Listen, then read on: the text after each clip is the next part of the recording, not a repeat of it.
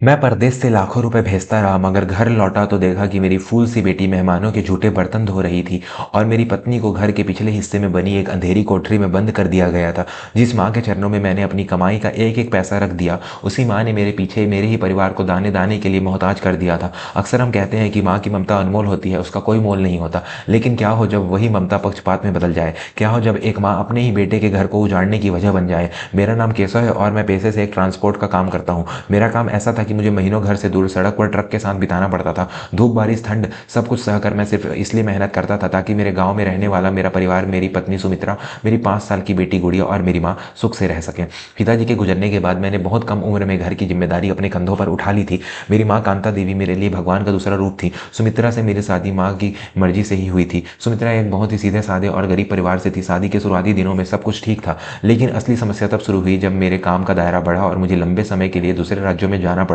मेरी कमाई अच्छी थी, मैं हर महीने अपनी कमाई का 80% हिस्सा सीधा माँ के बैंक खाते में भेजता था। सुमित्रा के पास अपना कोई खाता नहीं था और मुझे लगता था कि घर की बुजुर्ग माँ है, वही घर का खर्चा बेहतर चला सकती है। जब भी मैं सुमित्रा के फोन पर बात करता तो वह ज़्यादा कुछ नहीं बोलती, बस इतना कहती, सब ठीक है, आप अपना ख्याल रखिएगा। उसकी आवाज़ में एक दबी हुई उदासी होती थी जिसे मैं काम की थकान के कारण अक्सर नज़रअंदाज कर देता था। दूसरी तरफ जब मैं माँ से बात करता तो उनकी शिकायतों का पिटारा खुल जाता। कैसा तेरी बीबी तो अब नवाबजादी हो गई है, दिन भर कमरे में पड़ी रहती है, काम धाम में उसका मन नहीं लगता, मैं बुढ़ापे में खटती रहती हूँ और वह रानी बनकर बैठी रहती है। माँ की बातें सुनकर मेरा खून खौल उठता। मैं फ़ोन पर ही सुमित्रा को डांट लगा देता, सुमित्रा माँ की सेवा नहीं कर सकती तो इस घर में रहने का तुम्हें कोई हक नहीं है, उन्हें शिकायत का कोई मौका मत देना। सुमित्रा उधर से रोते हुए बस जी कहकर फ़ोन रख देती। मुझे क्या पता था कि उस जी के पीछे कितना दर्द छुपा है। दोस्तों, अगर आप भी अपने परिवार से प्यार करते हैं और मानते हैं कि रिश्तों में पारदर्शिता होनी चाहिए तो अभी हमारे चैनल को सब्सक्राइब कर लें, क्योंकि यह कहानी आपकी आंखें खोल देगी। समय बीतता गया, करीब 8 महीने हो चुके थे, मैं घर नहीं गया था। दिवाली का त्यौहार पास आ रहा था। मैंने सोचा कि इस बार बिना बताए घर जाऊंगा और सबको सरप्राइज दूंगा। मैंने अपनी बेटी गुड़िया के लिए ढेर सारे खिलौने, नए कपड़े और सुमित्रा के लिए एक सोने की चैन ली। माँ के लिए उनकी पसंद की बनारसी साड़ी खरीदी। मन में एक अलग ही उत्साह था कि जब मैं अचानक आंगन में पहुंचूंगा तो गुड़िया दौड़ कर मेरे गले लग जाएगी और माँ खुशी से मुझे चूम लेगी। 2 दिन के सफर के बाद दिवाली से ठीक 2 दिन पहले शाम को मैं अपने गाँव पहुंचा। घर के बाहर सजावट देखकर मैं हैरान रह गया। पूरा घर रोशनी से जगमगा रहा था। बाहर टेंट लगा था और हलवाई खाना बना रहे थे। मुझे लगा शायद माँ ने मेरे आने की उम्मीद में या दिवाली की वजह से ये सब किया होगा। मैं खुशी खुशी अंदर दाखिल हुआ। आंगन में मेहमानों की भीड़ थी। मेरी विवाहित बहन, जिसका नाम रेखा था, वह भी अपने पति और 2 बच्चों के साथ वहां मौजूद थी। सब लोग नए कपड़ों में सजे धजे थे। मुझे देखते ही माँ चौंक गई। उनके चेहरे पर खुशी से ज्यादा घबराहट दिखाई दी। अरे केशव, तूने तो बताया नहीं कि तू आ रहा है, माँ ने लड़खड़ाती आवाज में कहा। मैंने उनके पैर छुए और मुस्कुराते हुए कहा, माँ, सोचा था तुम्हें सरप्राइज दूंगा, पर यह घर में इतना बड़ा जश्न किस लिए? क्या आपको पता चल गया कि मैं आ रहा हूँ? तभी मेरी बहन रेखा आगे और हंसते हुए बोली, अरे भैया, नहीं भैया, आज तो मेरे बेटे चिंटू का जन्मदिन है। माँ ने कहा कि इस बार चिंटू का जन्मदिन ननिहाल में धूमधाम से मनेगा। देखो, माँ ने पूरी दावत दी है गाँव को। मुझे थोड़ी हैरानी हुई। मेरी बेटी गुड़िया का जन्मदिन पिछले महीने था, तब माँ ने फोन पर कहा था कि घर में पैसे की तंगी है, इसलिए कुछ नहीं किया, और आज भांजे के जन्मदिन पर इतना बड़ा आयोजन। खैर, मैंने उस बात को नजरअंदाज किया और इधर उधर देखने लगा। माँ, सुमित्रा और गुड़िया कहाँ है? दिखाई नहीं दे रहे। माँ की नजरें चुराते हुए बोली, अरे वो दोनों अंदर होंगी या शायद पड़ोस में गई होंगी। तू बैठ, मैं तेरे लिए पानी लाती हूँ। मेरा मन नहीं माना। मैं सीधा अपने कमरे की तरफ गया। कमरा बाहर से बंद था। खिड़की से झांका तो अंदर सामान बिखरा पड़ा था, जैसे वहां कोई रहता ही ना हो। एक अजीब सी बेचैनी मेरे दिल में घर कर गई। मैं घर के पिछले हिस्से की ओर बढ़ा, जहाँ हमारा पुराना स्टोर रूम और पशुओं का बाड़ा था। वहां अंधेरा था। हलवाई का सारा कचरा और झूठे पत्तल एक कोने में फेंके जा रहे थे। तभी मेरी नजर नल के पास बैठी एक छोटी सी बच्ची पर पड़ी। उसने फटे पुराने कपड़े पहने थे और वह ठंड में ठिठुरते हुए मेहमानों के बड़े बड़े बर्तनों को राख से मांज रही थी। मैंने ध्यान से देखा, वो कोई और नहीं, मेरी अपनी बेटी गुड़िया थी। मेरे हाथों से मिठाई का डिब्बा छूट गया। मैं दौड़कर उसके पास गया। गुड़िया, मेरी आवाज सुनते ही वह सहम गई। उसके नन्हे हाथ ठंडे पानी से बिल्कुल सुन्न हो चुके थे। उसने डरते डरते ऊपर देखा और मुझे पहचानते ही जोर से रो पड़ी, पापा, पापा, आप आ गए। वह मेरे गंदे कपड़ों से लिपट गई। उसका शरीर बुखार से तप रहा था। मेरी आंखों से आंसू बह निकले। मैंने उसे गोद में उठाया और पूछा, बेटा, तुम यहाँ ठंड में बर्तन क्यों धो रही हो, और माँ कहाँ है? गुड़िया ने सिसकते हुए जो इशारा किया, उसे देखकर मेरी रूह कांप गई। उसने बाड़े के पास बनी उस छोटी सी कोठरी की तरफ इशारा किया जहां हम कबाड़ रखते थे। वहां एक पुराना टाट का पर्दा लगा था। मैं गुस्से और दुख की आंधी लिए वहां पहुंचा। पर्दा हटाते ही जो दृश्य मैंने देखा, उसने मुझे जीते जी मार डाला। सुमित्रा जमीन पर एक फटी हुई दरी पर लेटी थी। वह इतनी कमजोर हो चुकी थी कि उसकी पसलियां दिख रही थी। उसके पास एक टूटी हुई कटोरी में थोड़ा सा चावल का पानी माड़ रखा था। यह वही सुमित्रा थी जिसे मैं हंसता खेलता छोड़कर गया था। सुमित्रा मेरे मुंह से चीख निकल गई। मेरी आवाज सुनकर उसने मुश्किल से आंखें खोली। मुझे देखकर उसके सूखे होंठों पर एक फीकी मुस्कान आई, लेकिन उठने की ताकत उसमें नहीं थी। कैसा आप कब आए? उसकी आवाज में कंपन था। मैं वहीं उसके कदमों में गिर पड़ा। यह सब क्या है सुमित्रा? तुम्हारी यह हालत कैसे हुई? और माँ ने मुझे बताया क्यों नहीं? सुमित्रा ने रोते हुए कहा, कैसा आप आपके जाने के बाद माँ जी ने कहा कि घर का खर्च नहीं चल रहा। उन्होंने मुझे और गुड़िया को मुख्य घर से निकाल कर यहाँ रहने को कह दिया। कहा कि हम दोनों मनहूस हैं, पिछले 6 महीनों से हमें भरपेट खाना नहीं मिला। गुड़िया को स्कूल से भी निकाल दिया। आज दिवाली की दावत है तो माँ जी ने शर्त रखी कि अगर गुड़िया सारे बर्तन धोएगी तभी हमें रात का बचा हुआ खाना मिलेगा।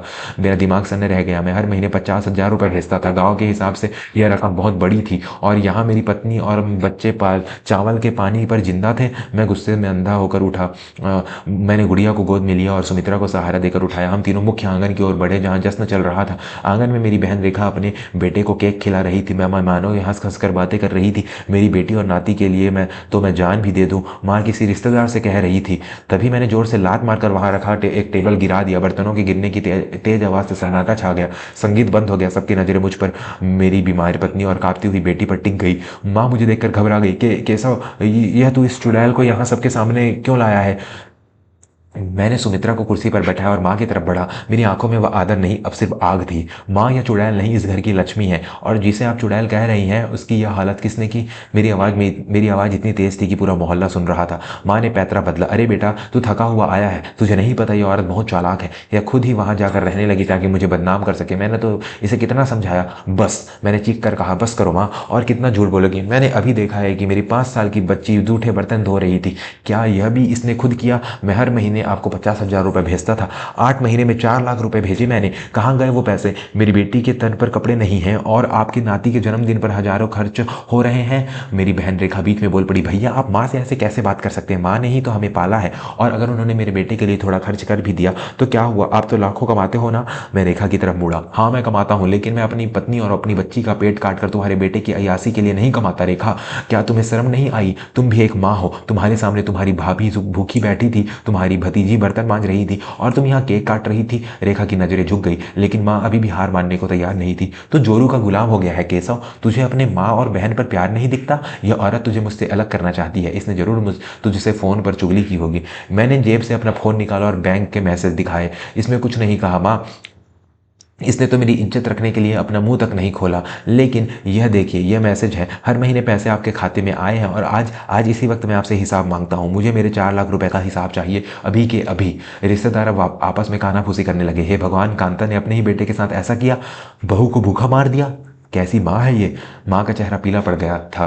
वह रोने का नाटक करने लगी। हाय राम, कलयुगी बेटा पैदा किया, अब बुढ़ापे में मुझसे हिसाब मांग रहा है। मैंने जो किया इस घर के लिए किया, घर के लिए नहीं माँ। मैंने भारी आवाज में कहा। आपने सिर्फ अपनी बेटी और अपनी ममता के लिए किया। आपने मुझे बेटा नहीं, एक बैंक की मशीन समझा, और मेरी पत्नी को, उसे तो आपने इंसान समझा ही नहीं। मैंने वहीं खड़े होकर फैसला सुनाया। सुन लीजिए सब लोग, आज तक मैं अंधा था जो अपनी माँ की भक्ति में अपने परिवार का गला घोट रहा था, लेकिन आज से, अभी से इस घर की तिजोरी की चाबी, बैंक के सारे अधिकार और इस घर के फैसले मेरी पत्नी सुमित्रा के हाथ में होंगे। माँ यह सुनकर भड़क गई। यह नहीं हो सकता। जब तक मैं जिंदा हूं इस घर की मालकिन मैं हूं। तो फिर ठीक है, मैंने सुमित्रा का हाथ थामते हुए कहा। तो फिर यह बेटा आज से इस घर में नहीं रहेगा। सुमित्रा गुड़िया, चलो हम आज ही शहर वापस जा रहे हैं। वहां हम किराए के मकान में रह लेंगे, सूखी सूखी खा लेंगे, लेकिन कम से कम वहां मेरी बेटी के हाथों में बर्तन बांधने वाला जूना तो नहीं, कलम और किताब होगी। जैसे ही मैं मुड़ा, माँ मेरे पैरों में गिर पड़ी। उन्हें समझ आ गया था कि उनका सोने का अंडा देने वाला बेटा अब हाथ से निकल रहा है। केशव, मुझे माफ कर दे बेटा, मुझसे गलती हो गई, मती मारी गई थी मेरी, मुझे छोड़कर मत जा। मैंने माँ को उठाया लेकिन गले नहीं लगाया। मेरा दिल अब पत्थर का हो चुका था।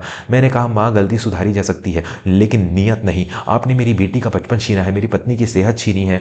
मैं आपको बेसहारा नहीं छोड़ूंगा। आपको हर महीने खर्चा मिलता रहेगा, लेकिन अब इस घर में मेरे परिवार के साथ रहने का हक अब आपने खो दिया है। उस रात मैं सुमित्रा और गुड़िया को लेकर शहर के एक होटल में गया। सुमित्रा को मैंने अपने हाथों से खाना खिलाया। जब गुड़िया ने भरपेट खाना खाया और नरम बिस्तर पर सोई तो उसके चेहरे पर सुकून देखकर मुझे पहली बार अपनी कमाई का असली सुख मिला। मैंने सुमित्रा से माफ़ी मांगी। हम दोनों देर तक रोते रहे। अगले ही दिन मैं उन्हें अपने साथ शहर ले आया। मैंने वहाँ एक छोटा सा फ्लैट लिया, सुमित्रा का इलाज करवाया। आज 2 साल हो गए हैं। गुड़िया शहर के एक अच्छे स्कूल में पढ़ती है। सुमित्रा अब स्वस्थ है और खुश है। हम त्योहार पर गांव जाते हैं, माँ से मिलते हैं, पैसे भी देते हैं, लेकिन अब मैं अपनी आंखों पर पट्टी बांधकर भरोसा नहीं करता। निष्कर्ष और सीख, दोस्तों, माता पिता का सम्मान करना हमारा धर्म है, लेकिन इसका मतलब यह नहीं कि हम अपनी पत्नी और बच्चों के प्रति अपनी जिम्मेदारियों से मुंह मोड़ लें। वह भगवान होती है, यह सच है, लेकिन कभी कभी इंसान का लालच उसे अंधा कर देता है। एक पति होने के नाते यह आपकी जिम्मेदारी है कि आप संतुलन बनाए रखें। आंख मूंद कर भरोसा करना कई बार किसी की जान ले सकता है। प्यार कीजिए, आदर कीजिए, लेकिन अन्याय को मत सहिए, चाहे वह अपनों के द्वारा ही क्यों ना किया जा रहा हो। अगर आपको केशव के फैसले में सच्चाई नजर आई तो इस वीडियो को लाइक करें और कमेंट में जय हिंद जरूर लिखें। ऐसी ही और भावुक कहानियों के लिए हमारे चैनल को अभी सब्सक्राइब करें। धन्यवाद।